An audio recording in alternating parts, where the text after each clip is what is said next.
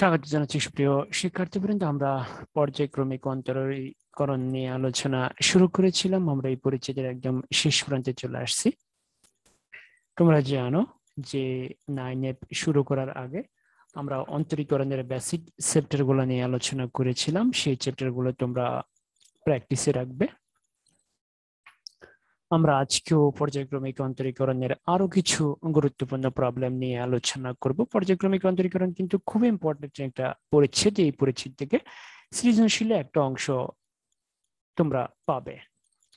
তো আসো আজকে আমরা প্রথমেই যে প্রবলেমটা সলভ করব, দেখো সেটা y = 10x + sec x হলে আমাদেরকে দেখাইতে হবে y2 = cos x / 1 - sin x whole square. তো y সমান একটা রাশি দেওয়া আছে এবং সেটাকে আমরা দুইবার অন্তরীকরণ করব। দুইবার অন্তরীকরণ করলে আমরা একটা রাশি পাবো। কিন্তু এই যে রাশিটা দেওয়া আছে এখানে কিন্তু আমরা সরাসরি d/dx প্রয়োগ করব না। সরাসরি d/dx প্রয়োগ করতে গেলে কিন্তু আমাদের প্রমাণটা করতে অনেক অসুবিধায় পড়তে হবে। তো আমরা এটাকে আগে একটু সিম্পলিফাই করে নেব। দেখো y = আমরা তোমরা জানো যে 10x এর পরিবর্তে আমরা লিখতে পারি sin x / cos x এবং sec x এর পরিবর্তে লিখতে পারি 1/cos x। এরপরে দেখো লসাগু করলাম, লসাগু হচ্ছে cos x, এরপরে sin x + 1। দেখো এই অবস্থায় কিন্তু আমরা d/dx প্রয়োগ করব। কিন্তু তুমি যদি সরাসরি এখানে d/dx প্রয়োগ করে দাও, এখন তুমি হয়তো বলতে পারো যে প্রয়োগ করলে কি হবে। তুমি প্রয়োগ করে দেখবা যে তুমি প্রথমবার অন্তরীকরণ অর্থাৎ d/dx প্রয়োগ করবে, কিন্তু পরবর্তীতে যে তোমাকে বেগ পেতে হবে। কারণ আসলে দেখো এখানে দেওয়া আছে পূর্ণ আকারে, বাট আমাকে প্রমাণ করতে হবে ভগ্নাংশ আকারে। তো এই জন্য আমি ভগ্নাংশ কিন্তু বানিয়ে নিয়েছি আগে। ভালো করে দেখো তোমরা বিষয়টা, যে এখানে দেওয়া আছে y = 10x + sec x, এটা কিন্তু একটা পূর্ণ আকার, বাট আমি যে প্রমাণটা করবো সেখানে কিন্তু ভগ্নাংশ আকার দেওয়া আছে। তাহলে দেখো 10x = হচ্ছে sin x / cos x আর sec x = হচ্ছে 1/cos x। এরপর লসাগু করছি, লসাগু করে আমরা এই অবস্থাটা পেলাম। এবার আমরা d/dx প্রয়োগ করবো। দেখো আমরা উভয় d/dx প্রয়োগ করে দিলাম। দেখো বামে d/dx বসে দিলাম, ডানে d/dx বসে দিলাম। এখন দেখো দুটো রাশি ভাগাকার আছে। তোমরা তো জানো যে দুটো রাশি যদি ভাগাকারে থাকে তাহলে কিভাবে অন্তরীকরণ করতে হয় কোনো রাশির। তো দেখো যে ভাগাকারে থাকলে দেখো এই যে সূত্রটা, দেখো দুটি চলক ভাগাকারে থাকলে দেখো d/dx u/v সমান হচ্ছে, দেখো v কে রেখে u কে অন্তরীকরণ মাইনাস u কে রেখে v কে অন্তরীকরণ এবং নিচে হচ্ছে v স্কয়ার। তাহলে দেখো উপরটা হচ্ছে u, নিচেটা হচ্ছে v। সবসময় খেয়াল রাখবা যে ভাগাকারের ক্ষেত্রে উপরটাকে আমরা সবসময় u ধরবো, নিচেটাকে আমরা v ধরবো। তাহলে দেখো v কে রেখে u কে অন্তরীকরণ মাইনাস u কে রেখে v কে অন্তরীকরণ। তো দেখো আমরা কাজটা করবো, তাহলে এখানে লিখতে পারি d/dx, আর এখানে দেখো উপরটা হচ্ছে u, নিচেটা হচ্ছে v। তাহলে দেখো নিচে v স্কয়ার, এরপরে দেখো v d/dx u, এরপরে মাইনাস u d/dx v। বাস হয়ে গেল সূত্রটা প্রয়োগ। এখন আসো আমরা এইটা লিখে দিলাম। চাইলে আমরা এটাকে y1 এ লিখতে পারি, আমরা পরে যাই লিখবো, কোনো সমস্যা নেই। দেখো cos x বসে যাবে, দেখো নিচেরটা নিচে বসে গেছে, cos x বসে যাবে। এখন দেখো d/dx 1 + sin x। তোমরা তো জানো যে d/dx 1 অর্থাৎ d/dx টা 1 এর জন্য আছে, d/dx টা sin x এর জন্য আছে। তো d/dx 1 d/dx অর্থাৎ ধ্রুবকের অন্তরীকরণ হচ্ছে 0। তোমরা এটা জানো ভালো করে। দেখো sin x এর অন্তরীকরণ হচ্ছে cos x এবং ধ্রুবকের অন্তরীকরণ হচ্ছে 0। দেখো ভালো করে, sin x এর অন্তরীকরণ হচ্ছে cos x, 1 এর অন্তরীকরণ হচ্ছে 0। তাহলে এই কনসেপ্ট কিন্তু আমরা এখানে প্রয়োগ করছি। আমরা কিন্তু ভেঙে ভেঙে করতে পারবো না, কারণ অঙ্কটাতে এমনিতেই বড়। তো আমরা যদি আরো ভাঙতে যাই তাহলে এটার সাইজ কিন্তু আরো অনেক বড় হয়ে যাবে। তাহলে মনে রাখতে হবে তোমাকে d/dx 1 হচ্ছে 0, d/dx sin x হচ্ছে cos x। ঠিক একইভাবে দেখো এটা বসে গেল। এবার cos x এর অন্তরীকরণ হচ্ছে মাইনাস sin x। তোমরা জানো এই যে সূত্রগুলো নিয়ে কিন্তু আমরা একদম প্রথম পাঠে আলোচনা করেছিলাম এবং প্রত্যেকটা পরিচ্ছেদের প্রথম পাঠে কিন্তু আমি মৌলিক সূত্রগুলো নিয়ে বারবার আলোচনা করেছি। তাহলে দেখো আমরা কি করছি, আমরা কিন্তু এখানে d/dx প্রয়োগ করিনি, আমরা এটাকে একটু রিসার্চ করে নিয়েছি। রিসার্চ করে আমরা d/dx প্রয়োগ করছি। অর্থাৎ যেহেতু আমাকে ভগ্নাংশ প্রমাণ করতে হবে তাই আমি পূর্ণ আকারকে ভগ্নাংশ আকার বানিয়ে নিয়েছি, বানিয়ে সেখানে d/dx প্রয়োগ করছি এবং সেখানে u/v এর সূত্র প্রয়োগ করছি। তোমরা সবসময় মনে রাখবা v কে রেখে u এর অন্তরীকরণ মাইনাস u কে রেখে v এর অন্তরীকরণ, নিচে হচ্ছে v স্কয়ার। তো চলো এবার আমরা দেখি যে আমাদেরকে কিভাবে বাকি অংশটা ক্যালকুলেশন করতে হবে। দেখো এটাকে আমরা লিখতে পারি y1 এবং দেখো এই যে cos x গুণ করলে দেখো, আর এইখানে দেখো cos x এর পরিবর্তে আমরা লিখলাম 1 - sin square x, আর এই cos x গুণ করলে দেখো cos square x, আর এই যে দেখো মাইনাস প্লাস, এরপরে sin x দিয়ে 1 গুণ, sin x দিয়ে sin x গুণ, দেখো sin square x হয়ে গেল। তাহলে ভালো করে বিষয়টা তোমাদেরকে মনে রাখতে হবে। এই cos square কেমন লিখছি, কত cos square কেমন লিখছি 1 - sin square, আর এই cos x দিয়ে cos x কে গুণ করলে cos square x, এই মাইনাস হচ্ছে প্লাস, sin x দিয়ে 1 কে গুণ করলে sin x দিয়ে sin x কে গুণ করলে হবে sin square x। এখন দেখো তাহলে কি দাঁড়াচ্ছে, cos square x plus sin square x, এটার পরিবর্তে আমরা লিখতে পারবো কত, এটার পরিবর্তে লিখতে পারবো আমরা 1, আর নিচে দেখো 1 - sin square x, এটাকে আমরা a স্কয়ার মাইনাস b স্কয়ারের সূত্র দিয়ে আমরা লিখতে পারি 1 + sin x 1 - sin x। তোমরা তো জানো যে এই সূত্রটাকে আমরা কিন্তু 19 অনেক বেশি ব্যবহার করেছো, যে 1 - sin square অর্থাৎ এটাকে আমরা যদি 1 কে 1 স্কয়ার ধরি তাহলে a square minus b square সমান হচ্ছে a + b * a - b, আর এখানে দেখো sin square plus cos square সমান হচ্ছে 1, sin x বসে গেছে। এখন দেখো কাটাকাটি যাওয়ার পরে কি থাকে, দেখো এইটুকু অংশ অবশিষ্ট থাকে। এবার আমরা আবার ডিভাইড এক্স প্রয়োগ করবো, যেহেতু আমাদেরকে বলছে y2 বের করতে। y2 মানে হচ্ছে দুইবার অন্তরীকরণ, মনে রাখবো y2 মানে হচ্ছে দুইবার অন্তরীকরণ, আর y1 মানে হচ্ছে একবার অন্তরীকরণ। তো আমরা তো y1 বের করছি, মানে আমরা একবার ডিভাইড এক্স প্রয়োগ করেছি। এখন আমরা y1 যেটা পাইছি সেখানে আমরা আবার ডিভাইড এক্স প্রয়োগ করবো। তো চলো আমরা আবার ডিভাইড এক্স প্রয়োগ করি। দেখো আমরা আবার ডিভাইড এক্স প্রয়োগ করবো। দেখো আমরা আবার ডিভাইড এক্স প্রয়োগ করবো, দেখো করে দিলাম। এবার দেখো আবার ভাগাকারে, দুটো রাশি ভাগাকারে থাকলে কি হবে, দেখো তোমরা জানো যে উপরটাকে আমরা ইউ ধরবো, নিচেরটাকে আমরা ভি ধরবো। দেখো ভি কে রেখে ইউ অন্তরীকরণ মাইনাস ইউ কে রেখে ভি কে অন্তরীকরণ, নিচে ভি স্কয়ার, তাহলে এটা হচ্ছে ইউ আর এটা হচ্ছে ভি। তাহলে দেখো y1 এর অন্তরীকরণ হচ্ছে y2, সবসময় মনে রাখবো y1 এর অন্তরীকরণ হচ্ছে y2। এবং দেখো উপরে যে নিচে দেখো ভি স্কয়ার বসে গেছে। এখন দেখো তাহলে ভি কে রেখে ইউ কে অন্তরীকরণ মাইনাস দেখো ইউ কে রেখে ভি কে অন্তরীকরণ, বাস হয়ে গেল। তাহলে এটা হচ্ছে ইউ, এটা হচ্ছে ভি। তাহলে দেখো ভি কে রেখে ইউ কে অন্তরীকরণ মাইনাস ইউ কে রেখে ভি কে অন্তরীকরণ, নিচে হচ্ছে ভি স্কয়ার। তাহলে দেখো y2 বসে গেল, এটা বসে গেল। এখন দেখো 1 মাইনাস sin x, এটা এখানে 1 মাইনাস sin x হবে, আমি একটু চেঞ্জ করে দিচ্ছি। দেখো তাহলে নিচে হচ্ছে ভি স্কয়ার, এরপরে দেখো তোমরা এরপরে দেখো v divide x u minus u divide x v. তো দেখো এবার তাহলে এটা বসে যাবে। দেখো 1 এর অন্তরীকরণ হচ্ছে 0। এই দেখো তোমরা সবসময় খেয়াল রাখবে sin x এর অন্তরীকরণ cos x, আর ধ্রুবকের অন্তরীকরণ হচ্ছে 0। এরপরে দেখো এখানে 1 বসে যাবে, আর এই 1 এর অন্তরীকরণ হচ্ছে 0, sin x এর অন্তরীকরণ হচ্ছে cos x। ভালো করে খেয়াল রাখবে, sin x এর অন্তরীকরণ হচ্ছে cos x, 1 এর অন্তরীকরণ হচ্ছে 0, 1 হচ্ছে ধ্রুবক। তো দেখো এবার যদি আমরা ক্যালকুলেশন করি তাহলে কি থাকে, এটা দ্বিগুণ করলে 0 হয়ে যাবে। এরপরে দেখো মাইনাস সেভেন এসে প্লাস, আর উপরে দেখো cos x, নিচে থাকে 1 minus sin x whole square. দেখো এটি আমাদেরকে প্রমাণ করতে বলছে, আমরা আমাদের কাঙ্ক্ষিত প্রমাণ পেয়ে গেছি। আমাদেরকে দুইবার অন্তরীকরণ করতে বলছে। তাহলে দেখো আমরা কি করছি, আমরা এটাকে ভগ্নাংশ বানিয়ে নিছি, এটাকে ভগ্নাংশ বানাইয়ে আমরা ডিভাইড এক্স প্রয়োগ করে আমরা এটা বের করছি। এটা বের করে আমরা এখানে আবার ডিভাইড এক্স প্রয়োগ করছি। দেখো y1 এর অন্তরীকরণ হচ্ছে y2, এরপরে উপরটা হচ্ছে u, নিচেটা হচ্ছে v। দেখো v কে রেখে u কে অন্তরীকরণ মাইনাস u কে রেখে v কে অন্তরীকরণ, 1 এর অন্তরীকরণ হচ্ছে 0। এরপরে দেখো a1 বসে গেছে, এরপর ডিভাইড x 1 হচ্ছে 0, আর ডিভাইড x n x হচ্ছে cos x। এরপরে দেখো 0 দ্বারা গুণ করলে এটা পুরোটা 0 হয়ে যাবে।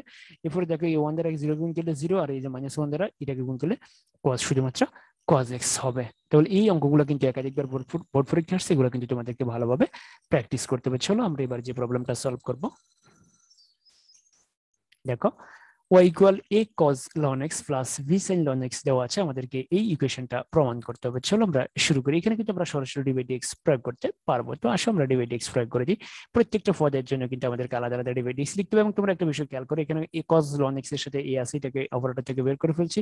এখানে দেখো sin ln x এর সাথে b আছে, অর্থাৎ ধ্রুবক আছে, সেটাকে আমরা অপারেটর থেকে বের করে নিয়েছি। তোমরা জানো যে যদি কোনো ফাংশনের সাথে ধ্রুবক থাকে সেটাকে অপারেটর থেকে বের করে ফেলবে, এতে তোমার একটা লাইন কম হবে। কারণ এখানে তুমি ইউভি সূত্র ধরতে যাবে না, ধরতে গেলে অঙ্কটা কিন্তু অনেক বড় হয়ে যাবে। তো আসো এখানে আমরা লিখতে পারি ডিভাইড এক্স। এখন দেখো এই যে divide x cos ln x, আমাদের তো সরাসরি cos ln x এর কোনো সূত্র নেই, আমাদের কাছে সূত্র আছে cos x এর। তাহলে দেখো ln x কে যদি আমরা x কল্পনা করি, দেখো a বসে গেছে, আমরা যদি এটাকে x কল্পনা করি, দেখো এটাকে আমরা এক্স কল্পনা করবো। তোমরা জানো 9C-তে আমরা যতগুলো অঙ্ক করেছি সবগুলোকেই কিন্তু আমরা এক্স কল্পনা করেই কিন্তু সলভ করেছি। তো আসলে এটাকে যদি আমরা এক্স কল্পনা করি তাহলে divide x cos x, cos x এর অন্তরীকরণ হচ্ছে মাইনাস sin x। এবার আমরা যেটাকে এক্স কল্পনা করছি সেটাকে আবার অন্তরীকরণ, তোমরা জানো আমরা এটাকে এক্স কল্পনা করছি, এটাকে আবার অন্তরীকরণ। ঠিক একইভাবে আসো বি বসে যাবে। এখানে দেখো sin ln x এর সরাসরি কোনো সূত্র নেই, আমরা যদি এটাকে এক্স কল্পনা করি, দেখো আমরা যদি ln x কে এক্স কল্পনা করি, দেখো করলাম, তাহলে ডিভাইড এক্স sin x হচ্ছে cos x, আর যেটাকে আমরা এক্স কল্পনা করছি সেটাকে আবার অন্তরীকরণ। তাহলে ভালো করে বিষয়টা খেয়াল রাখতে হবে, এগুলো কিন্তু 9C এর পদ্ধতি।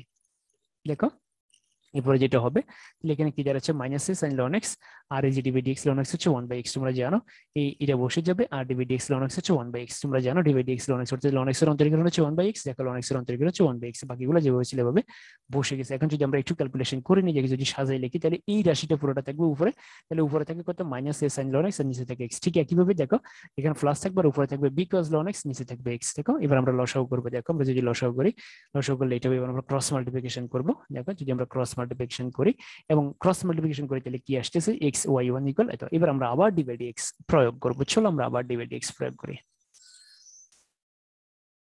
আমরা আবার ডিভাইড এক্স প্রয়োগ করবো। এখানে দেখো করে দিলাম ডিভাইড এক্স এর প্রয়োগ। দেখো এখানে মাইনাস এটাকে অপারেটর থেকে বের করে ফেলছি, এখানে বিটাকে আমরা অপারেটর থেকে বের করে ফেলবো। এবার দেখো এখানে দুটো রাশি গুণাকার আছে, তোমরা জানো যে দুটো রাশি গুণাকারে থাকলে একটাকে ইউ ধরবো, একটাকে ভি ধরবো, ধরে ইউভি সূত্র প্রয়োগ করবে। দেখো ইউ কে রেখে ভি অন্তরীকরণ প্লাস ভি কে রেখে ইউ অন্তরীকরণ। ঠিক একইভাবে এবার দেখো মাইনাস এ বসে গেছে, এখানে দেখো sin ln x এর সরাসরি কোনো সূত্র নেই, আমরা যদি এটাকে এক্স কল্পনা করি, দেখো তাহলে আমরা যদি ln x কে এক্স কল্পনা করি, তাহলে দেখো ডিভাইড x sin x হচ্ছে কত cos x। এবার যেটাকে আমরা এক্স কল্পনা করছি সেটাকে আবার অন্তরীকরণ, যেটাকে আমরা এক্স কল্পনা করছি সেটাকে আবার অন্তরীকরণ। ঠিক একইভাবে দেখো বি বসে যাবে। এবার এটাকে যদি আমরা এক্স কল্পনা করি, দেখো ডিভাইড এক্স কজ এক্স হচ্ছে মাইনাস সাইন এক্স। এবার যেটাকে আমরা এক্স কল্পনা করছি সেটাকে আবার অন্তরীকরণ। চলো এবার যেটা আমরা করব, দেখো ওয়াই ওয়ান এর অন্তরীকরণ হচ্ছে ওয়াই টু, ওয়াই ওয়ান বসে যাবে, এক্স এর অন্তরীকরণ হচ্ছে ওয়ান, দেখো minus a cos ln x এটা বসে যাবে, ডিভাইড এক্স লন এক্স হচ্ছে ওয়ান বাই এক্স। ঠিক একইভাবে plus minus minus b sine ln x এটা বসে গেল, আর ডিভাইড এক্স লন এক্স হচ্ছে ওয়ান বাই এক্স। এবার আমরা এটা দেখো x y two plus y one, এবার এখানে দেখো এই ই রাশিটা উপরে থাকবে, তাহলে দেখো কি থাকতেছে উপরে minus a cos ln x by x, এরপরে দেখো এই কি থাকতেছে উপরে, উপরে থাকতেছে b sine ln x by x. দেখো এবার আমরা লসাগু করবো, দেখো এটা বসে গেলো, এখানে লসাগু 6। এবার আমরা যদি ক্রস মাল্টিপ্লিকেশন করি তাহলে কি দাঁড়াচ্ছে, দেখো যদি ক্রস মাল্টিপ্লিকেশন করি আমরা, তাহলে দেখো ক্রস মাল্টিপ্লিকেশন করলাম, করার পরে এইটুকু থাকে, এখান থেকে এক্স গুণ করলে কত হবে এক্স স্কোয়ার ওয়াই টু গুণ করলে এক্স ওয়াই ওয়ান। এবার দেখো এখান থেকে যদি আমরা মাইনাস কমন নিই, এখান থেকে আমরা মাইনাস কমন নেবো, দেখো এখান থেকে মাইনাস কমন নিয়ে নিছি আমরা। তো মাইনাস কমন নেওয়ার পরে দেখো এই যে দেখো এই যে দেখো এই আমরা এখন আবার পূর্বের রাশিটা ফেরত পাইছি, তাহলে দেখো এইটুকুর পরিবর্তে আমরা লিখতে পারি ওয়াই। দেখো তাহলে এবার ওয়াই কে যদি আমরা বাম পাশে নিয়ে যাই ইকুয়াল জিরো, তাহলে দেখো আমরা আমাদের কাঙ্ক্ষিত প্রমাণ পেয়ে গেছি। অঙ্কটা কিন্তু অনেক বড়, কিন্তু সাবধানে করতে হবে, বড় অঙ্কগুলো একটু সাবধানে করতে হবে, কারণ বড় অঙ্কগুলোতে কিন্তু ভুল হওয়ার সম্ভাবনা অনেক বেশি থাকে, কিন্তু সহজ, কারণ আমরা 9C কিন্তু আরো বড় বড় আরো কমপ্লিকেটেড প্রবলেম সলভ করেছি। তো চলো এবার আমরা যে প্রবলেমটা সলভ করব সেটা দেখি। দেখো এবার আমরা যে প্রবলেমটা সলভ করবো সেটা হচ্ছে y equal cos ln 1 plus x। আমরা এই ইকুয়েশনটা প্রমাণ করব। তো আমরা এখানে সরাসরি ডিভাইড এক্স প্রয়োগ করে দেবো। দেখো ডিভাইড এক্স প্রয়োগ করে দিলাম, তাহলে দেখো এই যে এই সূত্রগুলো আমাদের লাগবে, cos x এর অন্তরীকরণ হচ্ছে মাইনাস sin x, আর ln x এর অন্তরীকরণ হচ্ছে 1/x। দেখো তাহলে এখানে লিখতে পারি ডিভাইড x। এখন দেখো cos ln 1 প্লাস x, সরাসরি এটার কোনো সূত্র আমাদের জানা নাই, তাহলে এখানে আমরা কি কাজ করব, এখানে আমরা যেটা করব সেটা হচ্ছে এই ln 1 প্লাস x কে আমরা x কল্পনা করব। দেখো এই পুরোটাকে আমরা x কল্পনা করব, এটাকে যদি আমরা x কল্পনা করি দেখো তাহলে ডিভাইড x cos x, দেখো ডিভাইড x cos x হচ্ছে মাইনাস sin x, এই সূত্র অনুযায়ী ডিভাইড x cos x হচ্ছে মাইনাস sin x। এবার আমরা যেটাকে x কল্পনা করছি দেখো সেটাকে আবার অন্তরীকরণ হয়ে গেল। এবার দেখো এইটাকে আমরা লিখতে পারি y1, এটা যে বসে বসে যাবে। এবার আসো divide x ln 1 plus x এর কোনো সূত্র আমাদের সরাসরি জানা নেই, তাহলে আমরা যেটা করবো সেটা হচ্ছে 1 প্লাস x কে আমরা x কল্পনা করবো। দেখো এইটুকুকে আমরা x কল্পনা করবো, তো এটাকে যদি আমরা x কল্পনা করি তাহলে ডিভাইড x ln x হচ্ছে কত 1/x। দেখো এটাকে আমরা x কল্পনা করবো, তাহলে ডিভাইড x ln x হচ্ছে 1/x। দেখো এবার যেটাকে আমরা x কল্পনা করছি সেটাকে আবার অন্তরীকরণ, যেটাকে আমরা এক্স কল্পনা করছি সেটাকে আবার অন্তরীকরণ, আমরা দেখো এটাকে এক্স কল্পনা করছি এটাকে আবার অন্তরীকরণ। দেখো এবার এটা বসে যাবে, এইটাকে আমরা উপরে নিয়ে লিখছি। এখন দেখো এই যে ডিভাইড এক্স 1 হবে 0, আর এই যে এক্স এর অন্তরীকরণ হচ্ছে 1। দেখো ডিভাইড এক্স 1 হচ্ছে 0 আর এক্স এর অন্তরীকরণ হচ্ছে 1। দেখো এবার যদি আমরা একটু ক্যালকুলেশন করি তাহলে দেখো 0 এর গুণ করলে 0 এর যোগ করলে কত 1, 1 দিয়ে এটাকে গুণ করলে এটা হবে। এবার ক্রস মাল্টিপ্লিকেশন করবো, দেখো এই এবার আমরা আবার ডিভাইড এক্স প্রয়োগ করবো। দেখো ক্রস মাল্টিপ্লিকেশন করছি, এবার আমরা আবার ডিভাইড এক্স প্রয়োগ করবো। তো চলো আমরা আবার ডিভাইড এক্স প্রয়োগ করি। দেখো আবার ডিভাইড এক্স প্রয়োগ, দেখো করে দিলাম ডিভাইড এক্স প্রয়োগ, তবে মাইনাসটাকে আমরা বের করে ফেলছি অপারেটর থেকে। দেখো এবার এখানে দেখো দুটো রাশি গুণাকার আছে, দুটো রাশি গুণাকারে থাকলে একটা কি ধরবো একটাকে বি ধরবো। দেখো ইউ কে রেখে ভি কে অন্তরীকরণ প্লাস ভি কে রেখে ইউ কে অন্তরীকরণ। এবার দেখো আবার এখানে যে জিনিসটা হবে সেটা হচ্ছে দেখো আমরা এই পুরোটাকে আবার এক্স কল্পনা করবো। দেখো এই পুরোটাকে যদি আমরা এক্স কল্পনা করি তাহলে divide x sine x, sine x এর অন্তরীকরণ হচ্ছে কত কজ এক্স, যেটাকে আমরা এক্স কল্পনা করছি সেটাকে আবার অন্তরীকরণ।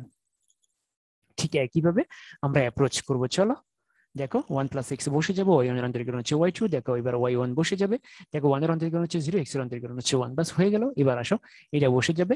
এবার দেখো এখানে আমরা আবার 1 প্লাস এক্স কে এক্স কল্পনা করবো। দেখো 1 প্লাস এক্স কে যদি আমরা এক্স কল্পনা করি তাহলে দেখো ডিভাইড এক্স লন এক্স হচ্ছে 1/x। এবার যেটাকে আমরা এক্স কল্পনা করছি সেটাকে আবার অন্তরীকরণ, অনেক বড় কিন্তু অঙ্কটা। দেখো এটা বসে যাবে, ওয়াই ওয়ান দিয়ে 1 কে গুণ করলে এটা বসে যাবে। এবার দেখো এটা বসে গেছে। এখন দেখো 1 এর অন্তরীকরণ হচ্ছে 0, এক্স এর অন্তরীকরণ হচ্ছে 1, আর দেখো এটা উপরে নিয়ে ফেলছি আর 1 নিচে হচ্ছে 1 প্লাস এক্স। এখন দেখো 0 সাথে 1 যোগ করলে কত 1 হবে, এটার সাথে গুণ করলে এটাই হবে। দেখো হয়ে গেল। এবার আমরা আবার ক্রস মাল্টিপ্লিকেশন করব। চলো আমরা ক্রস মাল্টিপ্লিকেশন করি। দেখো ক্রস মাল্টিপ্লিকেশন করলে আমরা কি পাবো, দেখো এই ইকুয়াল মাইনাস আছে। এখন দেখো এই যে cos ln 1 প্লাস এক্স, এটার পরিবর্তে আমরা লিখতে পারবো y। দেখো এটা এই যে 1 প্লাস এক্স দিয়ে আমরা যদি 1 প্লাস এক্স কে গুণ করি তাহলে কত 1 প্লাস এক্স হোল স্কয়ার, এরপর 1 প্লাস এক্স দিয়ে যদি আমরা এটাকে গুণ করি তাহলে কত 1 প্লাস এক্স ওয়াই 1। দেখো বাস হয়ে গেল। এবার যদি আমরা এটাকে বাম পাশে নিয়ে আসি ইকুয়াল 0, আমরা আমাদের কাঙ্ক্ষিত প্রমাণ পেয়ে গেছি। মনে রাখবা আজকে যে প্রবলেমগুলো সলভ করেছি প্রবলেমগুলো কিন্তু অনেকটা বড়, এই অঙ্কগুলো কিন্তু সাবধানে করতে হবে এবং এগুলো কিন্তু একাধিকবার বোর্ড পরীক্ষা আসছে এবং এগুলো কিন্তু ইঞ্জিনিয়ারিং অ্যাডমিশনে আসতে পারে। তোমরা যারা ইঞ্জিনিয়ারিং অ্যাডমিশনে বসবে তারা কিন্তু এই ধরনের কমপ্লিকেটেড প্রবলেমগুলো বেশি বেশি করে সলভ করো। এবং তোমরা যদি ইঞ্জিনিয়ারিং অ্যাডমিশনের যে বইগুলো আছে সেগুলো ফলো করে তাহলে দেখতে পারবা যে বিভিন্ন বছর ইঞ্জিনিয়ারিং অ্যাডমিশনের যে প্রশ্নগুলো আসছে সেগুলো স্টাইল কেমন, সেগুলো দেখতে কেমন, সেগুলো অবশ্যই তোমরা সলভ করবে, তাহলে তোমরা তোমাদের বোর্ড পরীক্ষাও ভালো করবা। তাহলে দেখো এই অঙ্কটা কিন্তু অনেক বড় এবং আমরা এক্স কল্পনা করার এই যে প্রসেসটা শিখেছি এটা কিন্তু আমরা 9C তে করেছি এবং 9C তে কিন্তু আমরা আরো কমপ্লিকেটেড প্রবলেম সলভ করেছি। আমি আশা করি এই প্রবলেমটা তোমাদের সামনে কোনো বাধা হবে না। ধন্যবাদ সবাইকে। সুপ্রিয় শিক্ষার্থীবৃন্দ, আমরা এই পরিচ্ছেদের একদম শেষ প্রান্তে চলে আসছি। আমরা সামনের দিকে নতুন পরিচ্ছেদ নিয়ে হাজির হবো এবং অন্তরীকরণের একদম শেষ প্রান্তে আমরা চলে আসছি। মনে রাখবা ক্যালকুলাস কিন্তু খুবই গুরুত্বপূর্ণ। ক্যালকুলাসের দুটি অংশ, যোগাযোগকরণ এবং অন্তরীকরণ, দুটো পরিচ্ছেদে তোমাদেরকে ভালোভাবে প্র্যাকটিস করতে হবে এবং এই দুটো পরিচ্ছেদ যদি তোমরা ভালোভাবে পড়ো তাহলে তোমরা হায়ার স্টাডিতে গিয়ে অনেক ভালো করবে, কারণ হায়ার স্টাডিতে কিন্তু ম্যাক্সিমাম ম্যাথমেটিক্যাল প্রবলেম কিন্তু ক্যালকুলাস ব্যবহার করে সলভ করা হয়েছে।